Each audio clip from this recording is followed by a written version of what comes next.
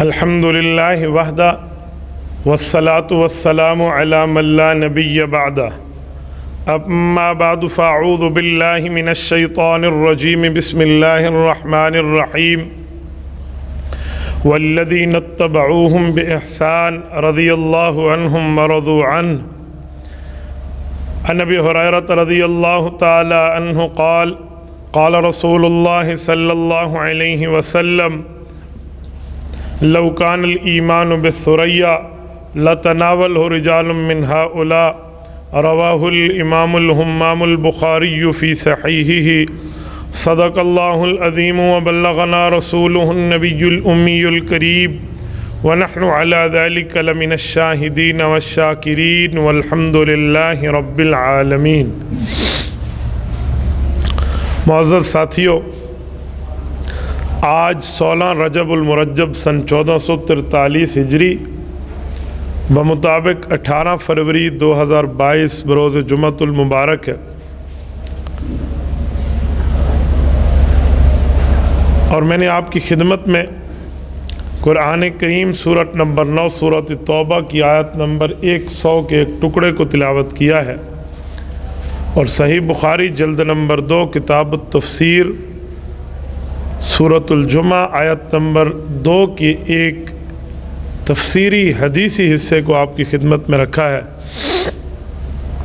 دعا کریں اللہ رب العزت ہمیں شریعت مطہرہ کے مطابق دین اسلام پر عمل کی توفیق عطا فرمائے۔ میرے دوستو، رجب کے مہینے میں جب نصف رجب، آدھا رجب پورا ہوتا ہے تو سید الفقہاء والمحدثین، تلمیذ اصحاب رسول اللہ، صحابہ کرام کے براہ راست شاگرد حضرت امام اعظم ابو حنیفہ نعمان بن ثابت رحمہ اللہ کا انتقال ہے۔ کل رات 15 رجب مکمل ہوئی تو میری چاہت تھی کہ میں حضرت امام صاحب رحمۃ اللہ تعالیٰ علیہ کے حوالے سے چند ججی تلی باتیں آپ کے سامنے رکھوں، تاکہ اگر کوئی مختصر الفاظ میں آپ سے امام اعظم ابو حنیفہ کا تعارف پوچھے تو آپ آسان اور بہتر لفظوں میں حضرت امام صاحب کا انٹروڈکشن کرا سکیں۔ میرے دوستو، امام ابو حنیفہ نبی نہیں ہیں، صحابی نہیں ہیں، لیکن صحابہ کے شاگرد ضرور ہیں، نبی پاک کی پیشن گوئی ضرور ہے۔ یہ میں نے اس لیے کہا کہ کچھ لوگ کہتے ہیں کہ جب قرآن آ گیا، حدیث آ گئی، صحابہ آ گئے، پھر امام ابو حنیفہ کو ماننے کی ضرورت، تو میں اس بنیاد پہ سمجھاتا ہوں۔ اللہ کی بات ہمیں رسول اللہ نے سمجھائی ہے، اور رسول اللہ کی بات صحابہ کرام کے ذریعے ہم تک پہنچی ہے، اور پیغمبر کے صحابہ کے شاگردوں نے اپنے استاد صحابہ سے حضور پاک کے بارے میں جو معلومات پڑھی، سنی، دیکھی ہیں، ان کو لکھ کے امت کو دیا ہے۔ سب سے بڑا نام ان میں امام ابو حنیفہ کا۔ ان نے صحابہ کرام کو دیکھا ہے، آپ کے اور میرے تک صرف حدیث کے لفظ پہنچے ہیں۔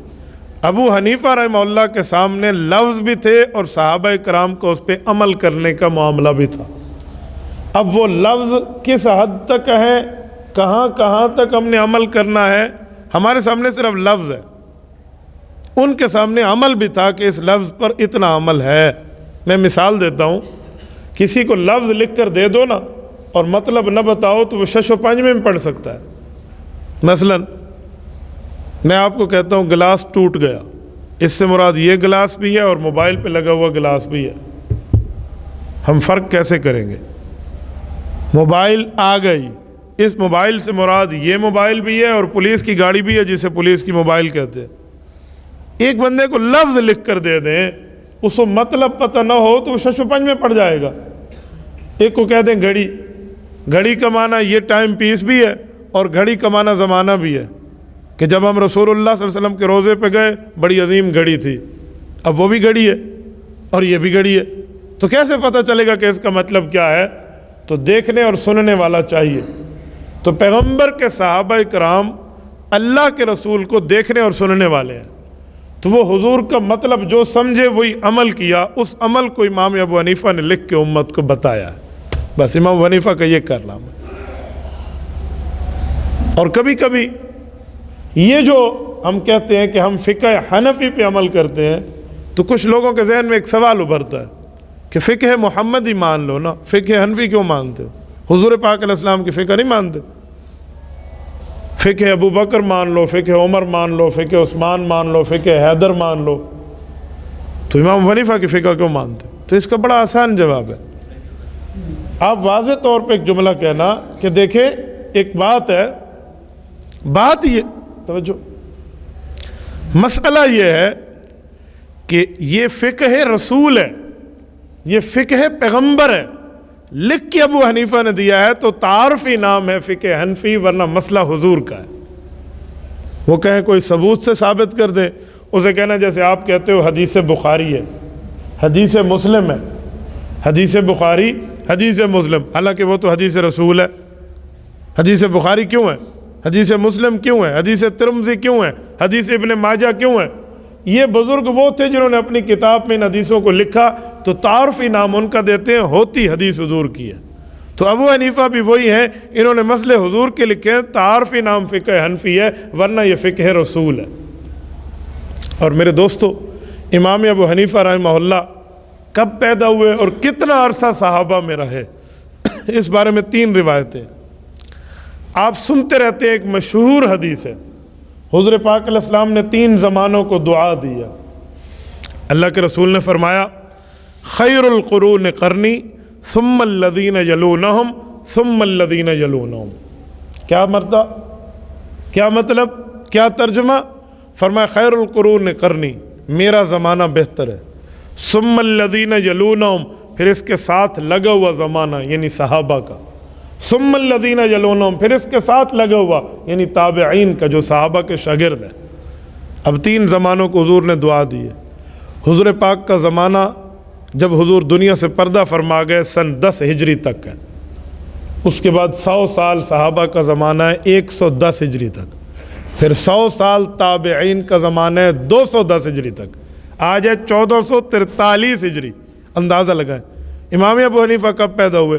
3 روایت، صحابہ کے زمانے میں ہی ہوئے اور تابعین کے زمانے میں فوت ہوئے ہیں۔ صحابہ کے کس زمانے میں پیدا ہوئے؟ کہتے ہیں سن 80 ہجری، توجہ رکھنا، سن 80 ہجری۔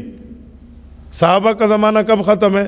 110، 90، 100، 110، کتنے سال امام حنیفہ کو ملے؟ 30 سال صحابہ کے زمانے میں۔ دوسرا قول سن 70 ہجری، اب گنے 80، 90، 100، 110، کتنے سال ملے؟ 40 سال امام حنیفہ صحابہ کے زمانے میں۔ اور تیسرا قول ہے سن 60 ہجری۔ اگر یہ قول لیں تو 70، 80، 90، 100، 110، آدھی صدی ابو حنیفہ نے صحابہ سے پڑھ کے ان کی زیارت کر کے گزاری ہے۔ آپ اندازہ لگاؤ یہ اتنی بڑی شخصیت، جتنے باقی ائمہ ہیں، باقی بزرگ ہیں، باقی اکابر ہیں، سر آنکھ پہ عزت احترام سب کا ہے، لیکن وہ سارے امام ابو حنیفہ کے بعد ہیں، چاہے امام مالک رحمہ اللہ ہوں، چاہے امام شافعی ہوں، چاہے امام احمد ابن حنبل ہوں، چاہے امام اوزاعی ہوں، چاہے حضرت امام اعظم ابو حنیفہ رحمۃ اللہ علیہ کے بعد امام بخاری ہوں، امام مسلم، امام ترمذی، امام نسائی، امام ابن ماجہ، امام ابو داؤد ہو، امام ابن خزیمہ ہو، جتنے ائمہ اس دھرتی پہ وہ سارے بعد میں۔ مثلا صحیح بخاری کا دنیا میں ایک نام ہے، لیکن امام بخاری امام حنیفہ کے شاگرد کے شاگرد کے شاگرد ہیں۔ 3 واسطے ہیں، بعض جگہ 2 واسطے ہیں۔ امام بخاری جیسا بندہ، امام بخاری کب پیدا ہوئے؟ 194 ہجری، جب امام حنیفہ فوت ہوئے تھے 150 ہجری، جب ابو حنیفہ کی وفات کو آدھی صدی گزر گئی تب امام بخاری رحمہ اللہ پیدا ہو رہے ہیں۔ آپ اندازہ لگائیں امام حنیفہ کے زمانے کا آدمی، یہ صحابہ کے زمانے میں رہا ہے۔ اگلی بات، امام ابو حنیفہ نے جو مسائل لکھ کے امت کو دیے ہیں، یہ صحابہ کرام کے بعد پہلا بندہ ابو حنیفہ اس دھرتی پہ لکھنے والا۔ صحابہ بتا سنا سمجھا گئے نا، اس کے بعد امت میں تابعین میں پہلا بندہ ابو حنیفہ ہے جس نے مکمل لکھا ہے۔ اور یہ بات امام جلال الدین سیوطی رحمۃ اللہ علیہ نے تبییض الصحیفہ امام ابو حنیفہ کے شان پہ کتاب لکھی ہے، حالانکہ ہے امام شافعی کے مقلد امام جلال الدین سیوطی، لیکن امام حنیفہ سے ان کا پیار اتنا ہے، ان کی شان پر کتاب لکھی اور اس میں لکھا اول من دون علم الشریعہ ورتبہ ابوابا فہو ابو حنیفہ۔ ثم تبعہ مالک فی ترتیب الموطا کہ لوگوں پیغمبر علیہ السلام کے صحابہ کے بعد سب سے اولیت جسے حاصل ہے، جو فرسٹ پوزیشن کا مستحق ہے صحابہ کے بعد، وہ ابو حنیفہ ہے، جس نے قلم اٹھایا اور مسائل لکھ کے امت کو فہرست بنا بنا کر دے دی۔ اس کے بعد امام مالک ہے، اس کے بعد امام شافعی ہیں، ان کے بعد امام احمد بن حنبل ہے۔ اچھا، ان بزرگوں کا آپس میں اختلاف بھی ہے۔ آج کل لوگ کیا کہتے ہیں، بھئی ان سے اختلاف کیوں ہے؟ اگر یہ سچے ہوتے تو ان سے اختلاف ہوتا۔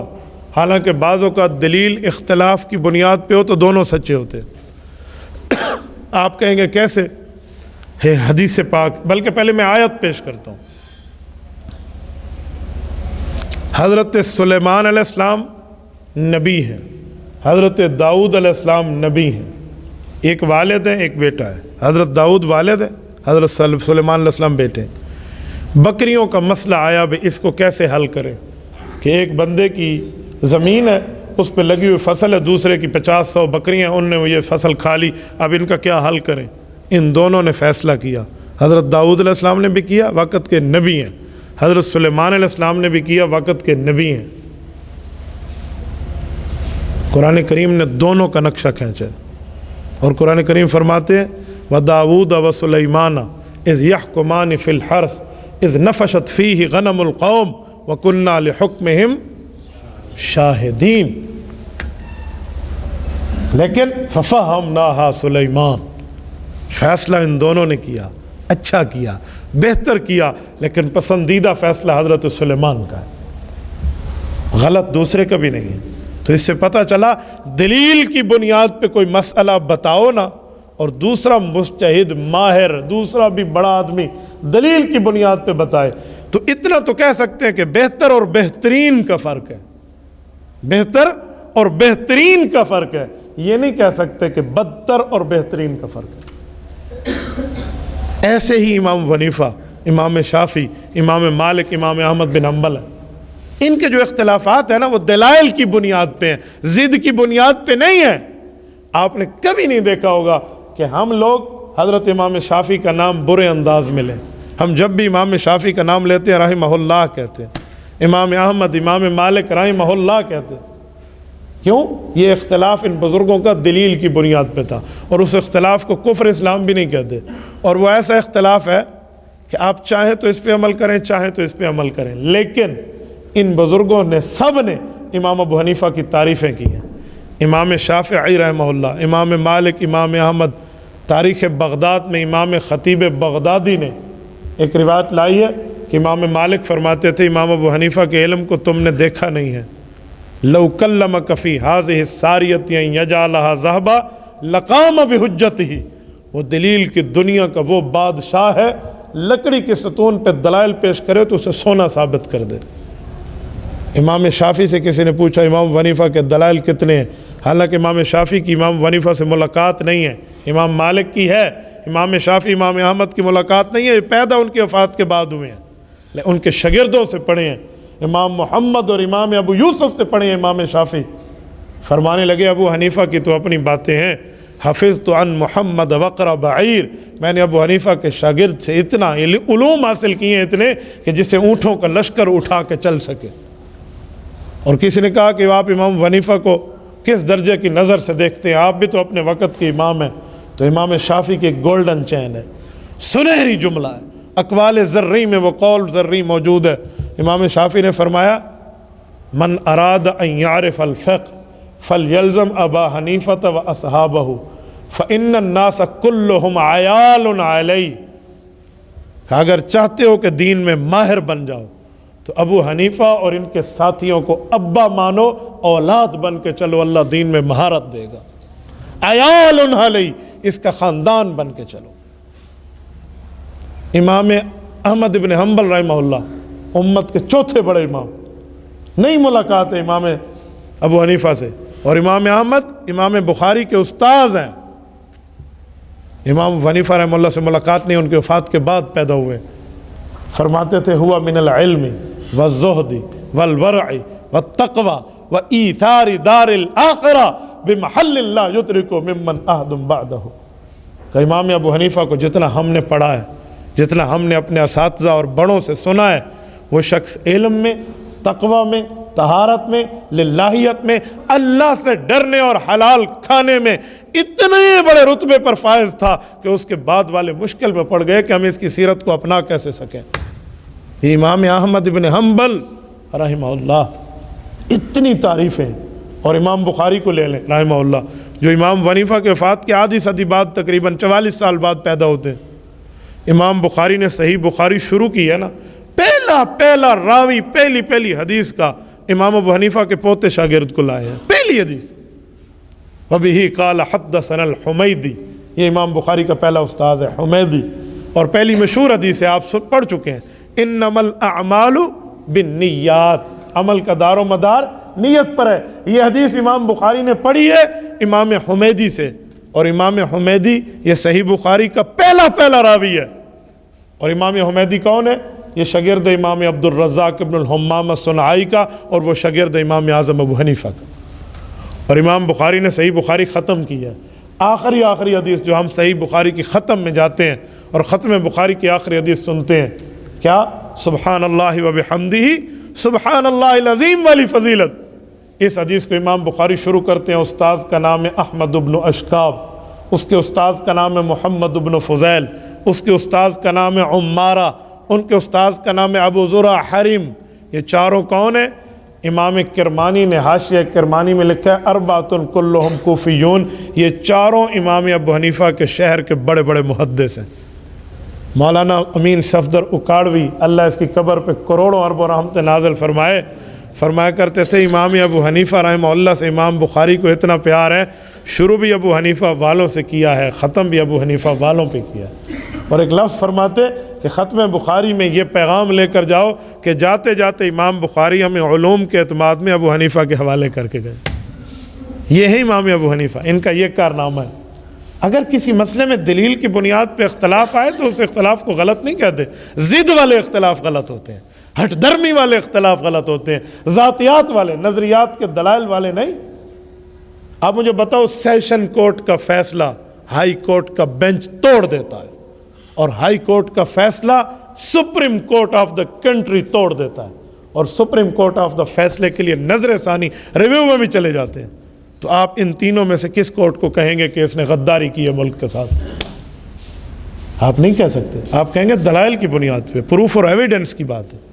ایک مریض ہے اور اس مریض کے لیے ڈاکٹروں کا بورڈ بیٹھتا ہے، میڈیکل اسپیشلسٹ بیٹھتے ہیں، سرجن اور ڈین بیٹھتے ہیں، وہ ڈیسیجن لیتے ہیں کہ اس کے لیے یہ دوائی، دوسرا کہتے ہیں نہیں یہ دوائی۔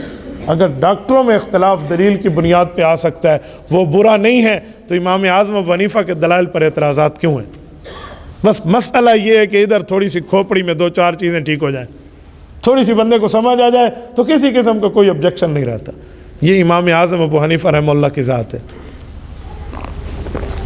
اور امام اعظم رحمہ اللہ خود اتنے تقوی طہارت والے تھے کہ راتوں کو جاگ کر گزارا کیا اور علوم یاد کیے۔ امام شامی رحمہ اللہ، فتاوی شامی وہ کتاب ہے جب عالم 8 سال پڑھ جاتا ہے اس کو وہ کتاب نہیں پڑھائی جاتی، 9ویں سال میں پڑھائی جاتی ہے۔ عالم بننے کے بعد مفتی والے کورس میں، اس میں ایک واقعہ لکھا ہے امام ابو حنیفہ رحمہ اللہ کے کہ صلی ابو حنیفہ بوضوء العشاء الفجر 40 عامہ۔ امام ابو حنیفہ کی عادت مبارکہ ہوتی تھی، عشاء کے بعد مسائل، فضائل، دلائل پر غور کرتے، قرآن سامنے رکھتے، حضور کا فرمان سامنے رکھتے، اپنے اساتذہ صحابہ کرام کے عمل کو سامنے رکھتے اور اس پر محنت کرتے اور لکھتے، حتیٰ کہ صبح کی اذان آ جاتی، عشاء کے وضو سے صبح پڑھتے، اور 40 سال کا یہ معمول رہا ہے، 40 سال 40 عامہ۔ یہ امام ابو حنیفہ ہے۔ یہ کتنی بڑی امام صاحب کی فضیلت ہے۔ کیوں؟ امام صاحب کے ایک استاذ ہیں جن کا نام ہے امام شعبی۔ امام شعبی حضرت علی المرتضیٰ کے شاگرد ہیں، 500 صحابہ کرام کی زیارت کی ہے امام شعبی نے۔ امام شعبی کے بارے میں آتا ہے کہ اس نے 50 سال عشاء کے وضو سے صبح کی نماز پڑھی ہے۔ اب یہ دونوں مسئلے موجود ہیں، لیکن اعتراضی کے ذہن میں صرف ابو حنیفہ آیا۔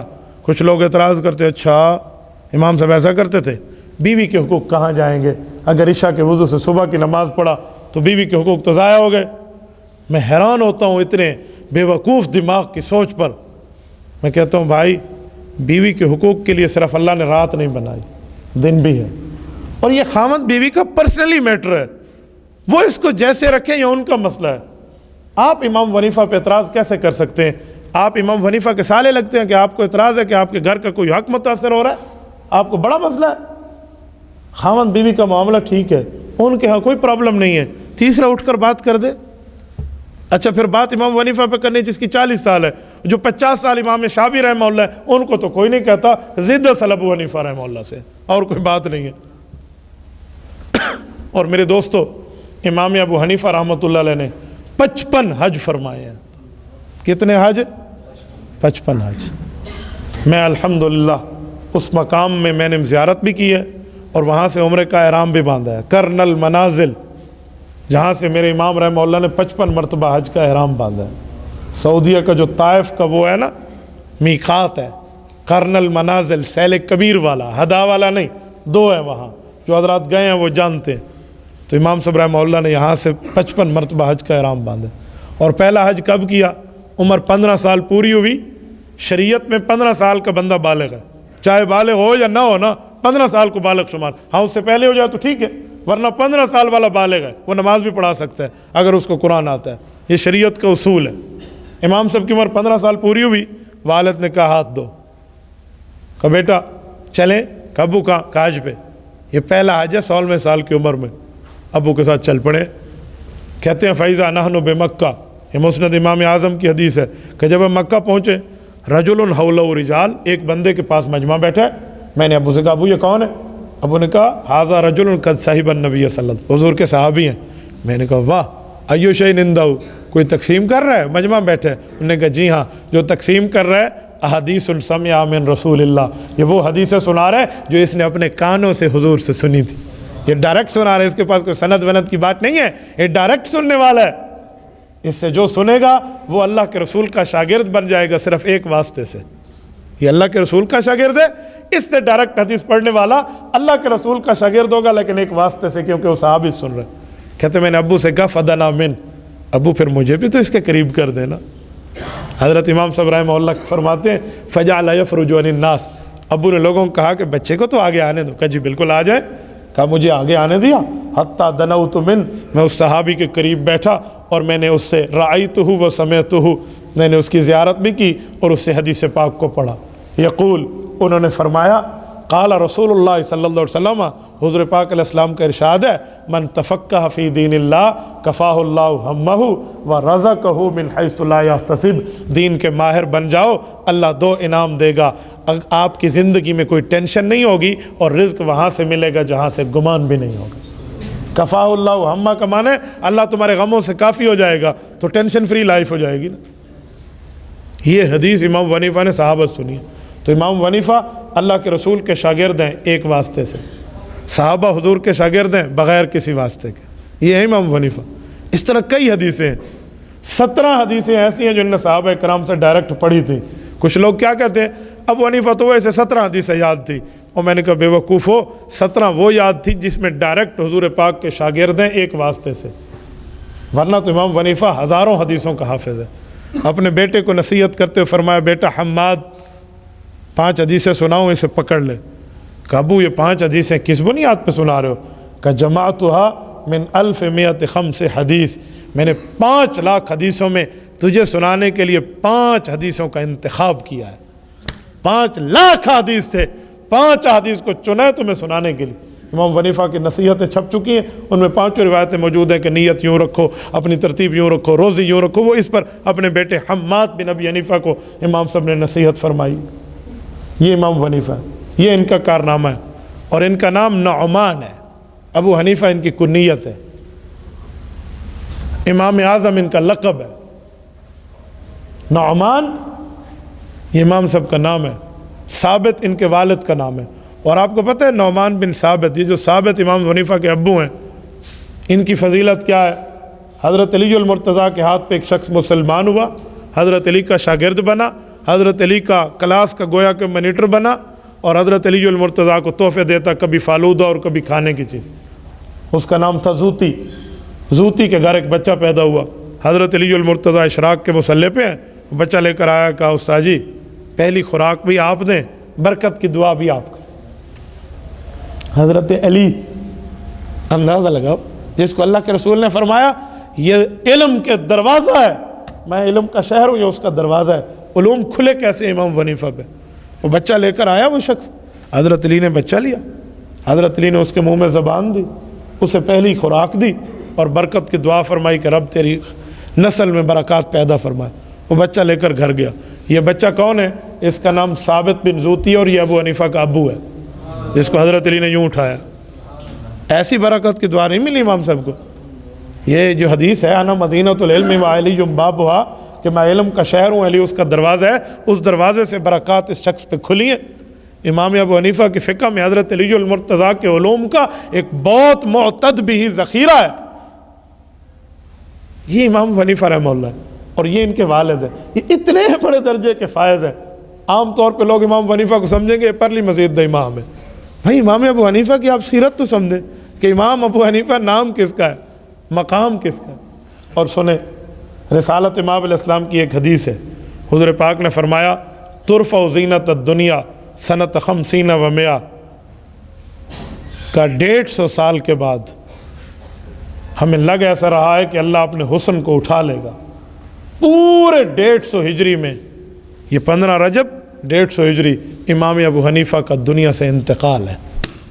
یہ ہے ترفع زینت الدنیا سنت 50 و 100. میں کہہ رہا تھا انہوں نے 55 حج کیے, 55 حج. آخری بار جو حج کیا نا, بہت بڑے بزنس مین تھے, ان کے ہول سیل پر کپڑے کے کاروبار چلا کرتے تھے, اور سب کو کہہ رکھا تھا کہ جب بارش کا دن ہو, یعنی بادل آ جائے, عصر کے بعد دکان بند کر لینا, سفید وائٹ اور آف وائٹ کا فرق نہیں ہو سکے گا, ہم پیسے حرام نہ کما رہے ہیں. بالکل پابندی تھی, بس اللہ نے جتنا دیا دے دیا, آج بادل ہے میں نہیں کماتا. یہ امام صاحب کی ترتیب ہوتی تھی. ایک مرتبہ جا رہے تھے, ایک شخص نے ان کو دیکھ کے راستہ بدلا, غریب آدمی تھا. امام صاحب پیچھے چلے گا, کیوں بدلا؟ کہا میں نے آپ کا قرضہ دینا تھا, آج سامنا ہو گیا تو مجھے شرم آئی. سید ہے وہ بندہ, سادات کی قدر دیکھیں. امام صاحب کی آنکھوں میں آنسو بھر آئے. کہا اللہ مجھ سے اس وجہ سے متعلق ہے, اور یہ حضور پاک کا خاندان کا بندہ, اور یہاں شرم کر کے منہ پھیر دے, میں نے آنکھوں کیا منہ دکھانا ہے؟ کہا اللہ گواہ میں نے تجھے معاف کیا, آج کے بعد یہ کام نہ کر رہا. سود سے اتنے بچے تھے, حدیث پاک ہے کہ کسی بندے کو قرضہ دو اور اس سے فائدہ لے لو, قرضے کی بنیاد پہ, یہ سود ہے. امام صاحب نے اگر کسی کو قرضہ دیا ہوتا نا اور اس کے گھر جانا ہوتا تو اس کے دیوار کے سائے میں بھی نہیں ٹھہرتے تھے کہ شاید یہ بھی فائدہ لینے میں آ جائے اور یہ سود ہو جائے, میں دھوپ پہ ٹھہر جاؤں بہتر ہے. اتنی تقوی طہارت والی زندگی تھی. کپڑے کے بہترین کاروباری تھے, خود حلال کماتے تھے. 55 مرتبہ حج کیا. پہلا حج ابو کے ساتھ 15 سال کی عمر میں, کل عمر 70 سال ہے. پھر ہر سال حج ہے, وفات تک حج ہے. آخری حج میں جب گئے نا, جتنی جمع پونجی تھی, باقی اولاد میں اب ایک ہی بیٹے جو دینا تھا دے دیا, باقی ساری جمع پونجی اپنے ساتھ لائے. وہ چاہے سونے کے دینار ہوں یا چاندی کے درہم. امام صاحب رحمہ اللہ کے ساتھ ملازم تھے اور صندوقیں بھری ہوئی تھیں. کعبہ شریف کا جو دربان تھا نا, اسے کہا یہ تحفہ ہے تیرے لیے, مجھے پتہ ہے تو اگر چاہے تو میرے اوپر ایک احسان کر دے. اس نے کہا میں سمجھ گیا ہوں. امام صاحب کی ہر سال ایک خواہش ہوتی تھی حج پر کہ کبھی پوری رات مجھے کعبہ شریف کے اندر عبادت کرنے کے لیے مل جائے. 54 حجوں پر یہ وقت نہیں ملا کہ کعبے کے اندر ٹھہر کر پوری رات عبادت کریں. یہ آخری حج 55 نمبر کا ہے نا, اس کو ہدیہ بھی دیا کہ یار تیرے ہاتھ میں خانہ کعبہ کی چابی ہے. اور اس شخص نے کہا عشاء کی نماز کے بعد میں تمہیں اندر داخل کر دوں گا, صبح بات کریں گے. اور ان نے کعبہ شریف کے اندر امام صاحب کو بھیجا. ایک رات میں امام صاحب نے اس 2 نفل کے اندر پہلی رکعت میں 15 پارے اور دوسری رکعت میں 15 پارے پڑھ کے پورا قرآن ختم کیا. یہ آخری حج. امام صاحب حج کر کے واپس لوٹے ہیں. بادشاہ وقت نے لوگوں سے مشورہ کیا ہوا تھا کہ میری حکومت کمزور ہو رہی ہے, کیا کروں؟ کہا جی ابو حنیفہ کو اپنا چیف جسٹس بنا لو, دنیا تجھے سلام کرے گی کہ اتنا بڑا مولوی اس کے ساتھ ہے. انہوں نے کہا جی ٹھیک. مجمع جمع کیا علماء کا، وہ جو اس کے کاسالیس مولوی تھے بادشاہ کے، جو درباری مولانا تھے، ان کو کہا میری تیاری کراؤ. میں نے ابو حنیفہ سے کل بات، انہیں دلیلیں سمجھائیں، مسئلے سمجھائے، ادھر یوں ٹھیک. امام صاحب کو اگلے دن دربار میں بلایا، کہا ہم نے یہ سوچا ہے کہ آپ ہمارے چیف جسٹس بن جائیں، قاضی القضات. امام حنیفہ اندر سے سمجھتے تھے کہ ظالم ظلم کرتا ہے اور اس کے ظلم پر میری مہر لگے، قیامت کے دن ناحق قتل میں میری گردن جہنم کی پل بنے. امام صاحب نے اسے کہا میرے اندر یہ اہلیت نہیں ہے. کیا مطلب؟ قاضی بننے کی اہلیت تو ہے، ظالم کا ساتھ دینے کی اہلیت نہیں ہے. انی لست لأہل. بادشاہ تھا نا، وہ دلائل کی تیاری کر کے بیٹھا تھا، اس نے سمجھا میں کوئی 30 31 32 مار خان ہوں. امام صاحب کہتے قد کذبتا، جھوٹ بول رہے ہو تو. امام صاحب نے ہاتھ پکڑا، دکھانا یوں ہاتھ پکڑ کا، بادشاہ سلامت. ایک بات طے ہو گئی، اب درباری سن رہے ہیں کہ میں جھوٹا ہوں. کہاں؟ کہ دو باتیں ہیں، اگر تو میں جھوٹا ہوں تو جھوٹا قاضی نہیں بن سکتا، میں تو گیا، ٹھیک ہے؟ اور اگر میں سچا ہوں، آپ جھوٹے ہیں، استعفا دو اپنے عہدے سے، پھر ہم قضا کو دیکھ لیتے. پھر چراغوں میں روشنی نہ رہی، علوم زیرو ہو گئے بادشاہ کے. تقوی اور طہارت اس بندے کا بول رہا تھا. اور اس نے کہا میں نے فلاں وقت میں تمہیں اتنے اتنے ہزار اشرفیوں کی تھیلیاں بھجوائی تھی، مجھے واپس کرو. وہ بھجواتا رہتا تھا وقفاً وقفاً امام صاحب. اور امام صاحب وہی تھیلی، وہی مہر لگی ہوئی جو بادشاہی مہر ہوتی تھی، وہ رکھ دیتے تھے، کبھی استعمال نہیں کرتے. شاگرد کو کہا بیٹا جاؤ، وہ ساری صندوق اٹھا کر اس کے ساتھ اپنے قدموں میں ڈھیر کر دو، کہ چیک کر لو، مہر بھی تمہاری لگی ہوئی، میں نے اس چھاپر کو کھولا بھی نہیں ہے. سب کچھ منہ پہ مارا اور اٹھ کر آ گئے. اور اس بندے نے انہیں گرفتار کرایا، گرفتار میں جیل میں ڈالا، اور کہا کہ اب بات نہیں بنتی، اب تو انا کا مسئلہ آیا. اور جیل میں امام ابو حنیفہ رحمہ اللہ کو 120 کوڑے لگے ہیں. امام ابن خلدون فرماتے ہیں ایک کوڑا اتنا سخت تھا کہ اگر ہاتھی کو لگتا تو اس کی چنگھاڑ نکل جاتی. اور یہ شخص 70 سال کے بڑھاپے میں برداشت کر گئے، ظالم کا ساتھ نہیں دیتا. آخری رات ان ظالموں نے یہ کیا کہ اسے زہر پلا دو. امام صاحب کے اوپر ظلم ہوا، لیکن اللہ کی طرف سے شہادت مقدر تھی، تو انہیں زور زبر سے زہر پلایا. اور زہر پلانے کے بعد پھر کوڑے مارے کہ زہر جسم میں سرایت کر جائے. امام صاحب رحمہ اللہ کا اس رات انتقال ہوا. اور امام صاحب رحمۃ اللہ علیہ کا صبح جب جنازہ ہوا نا، قاضی ابن ابی لیلہ جیسے بندہ اس نے آ کر غسل دیا، اور بڑے بڑے لوگ جنازے، پہلا جنازہ 50,000 آدمی اکٹھے ہوئے ہیں.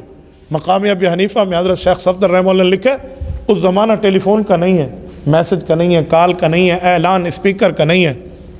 یہ کیسا بندہ اکٹھا ہو گیا؟ 50,000 آدمی اس بندے کے جنازے میں 1300 سال پہلے اکٹھا ہو رہا ہے، جسے بادشاہ قتل کروا رہے ہیں. اب بتائیں اس کی حکومت کی چولیں تو ہل گئی. اور امام صاحب رحمۃ اللہ علیہ کے جب قبر پر جنازے ہوتے رہے، جو بعد میں لوگ آئے، پڑھتے رہے جنازے. اور جب قبر پہ لے گئے نا، تو اس جگہ نہیں لے گئے جس جگہ بادشاہ نے زمین وقف کی تھی کہ اس جگہ قبریں لوگوں کی بناؤ. امام صاحب نے قبر خیزران میں بنوائی ہے. وجہ بادشاہ اور بادشاہ کی بیوی میں یہ مکالمہ ہوا، تو بیوی نے کہا تو سزا دے کر بھی اسے قتل کرا کے بھی ہار گیا، اور وہ مر کے بھی تجھ سے جیت گیا. کہا وہ کیسے؟ کہا تجھے پتہ ہے ابو حنیفہ نے تیری گرفتاری سے پہلے نصیحت لکھوا رکھی تھی، اپنی وصیت، کہ بادشاہ ظالم ہے، اس نے غصب کر کے یہ زمین قبرستان پہ دی ہے، یہ فلاں غریب آدمی کی زمین تھی، اور میں غصب شدہ زمین میں دفن نہیں ہونا چاہتا. میرا ذاتی پیسہ ہے، میں کاروباری آدمی، بزنس مین ہوں، میرے ذاتی پیسے سے بیٹا حماد وہاں ایک جگہ خرید لو، مجھے ذاتی خریدی ہوئی جگہ میں قبر چاہیے، میں غصب شدہ زمین میں بھی دفن نہیں ہوتا. بیوی نے کہا بادشاہ جو ظلم تو نے کی ہے نا، اس نے اپنی قبر اپنی حلال کے پیسوں سے بنوا کے بھی تیری حکومت کے خلاف ریفرنڈم قائم کر دیا. کیا کر سکتے ہو تم لوگ؟ آج بھی امام صاحب کی قبر خیزران میں ہے، مقبرہ خیزران بغداد کے اندر. گھر تو کوفہ میں تھا، بغداد میں شہادت اور وہاں قبر ہے. حدیث پاک میں جو بندہ اللہ کے راستے میں ہو، جس جگہ اس کو موت آئے، اس کے گھر سے لے کر وفات کی جگہ تک رب بے جوڑ موتی کا محل جنت میں اس کو تحفہ دے گا. میرے دوستو، یہ ہے امام ابو حنیفہ جو جلالت شان کا پہاڑ، تقوی اور طہارت میں اعلیٰ، اس کے باوجود بھی شریعت کے مسائل لکھے اتنے لکھے کہ ان کی موجودہ لا آف دا اسلام قانونی شکل میں اگر اس کے آرٹیکل کو، ان کی تعداد کو شمار کیا جائے لاکھوں میں بنتی ہے۔ تقریباً 12,90,000 شریعت کے مسائل ہیں جو امام ابو حنیفہ نے صحابہ سے پڑھ کے امت کو لکھ کے دیے، لاکھوں کی تعداد ہے۔ یہ شخص، ان کا انتقال ہے آج 16 رجب ہے، 15 رجب سن 150 ہجری، آج 1443 ہجری ہے۔ میں نے چاہا کہ میں چند گوشے اختصاراً آپ کی خدمت میں پیش کروں تاکہ ہماری اولادیں اور ہماری نیو جنریشن سمجھ سکے ابو حنیفہ کون ہے، کس سے پڑھا ہے، کیا مقام لیا، کیا مرتبہ لیا اور کس درجے کو لے کر دنیا میں اس نے کام کیا ہے۔ دعا فرمائیں۔ بلکہ امام خالد ابن ایوب بلخی رحمہ اللہ فرماتے ہیں فَيَجِبُ عَلَيْهِمْ أَن يَدْعُوَ اللَّهَ فِي صَلَوَاتِهِمْ لِأَبِي حنیفہ وَأَحْبَابِهِ کہ لوگو تمہارے اوپر نوافل میں یہ بات واجب ہے کہ ابو حنیفہ اور اس کی ٹیم کے لیے دعا کرو جنہوں نے مسائل لکھ کے دین شریعت آسانی میں تمہاری جھولی میں دے دیا ہے۔ تو ہمیں دعا گو رہنا چاہیے، نوافل پڑھنی چاہیے، ایصال ثواب رکھنا چاہیے اور دعا کرنی چاہیے کہ رب اس کی تربت کریمہ پر کروڑوں اربوں رحمت نازل فرمائے۔ اللہ امام ابو حنیفہ کا فیض ہمیں عطا فرمائے۔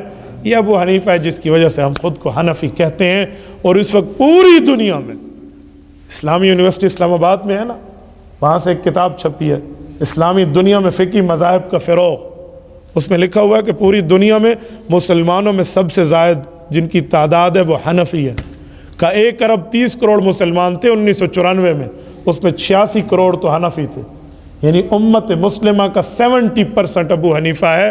اور یہ وہ ہے جو کل قیامت میں اللہ کے رسول کے دربار میں آئے گا تو رسول اللہ کی گود میں امت محمدیہ کا 70% حصہ اسلامی شریعت کے احکام پہ عمل کرا کے حضور پاک کو ہدیہ کرے گا۔ یہ وہ بندہ۔ اللہ آپ کو اور ہمیں صراط مستقیم عطا فرمائے۔ اقول قولی ھذا واستغفر اللہ وآخر دعوانا ان الحمد للہ رب العالمین۔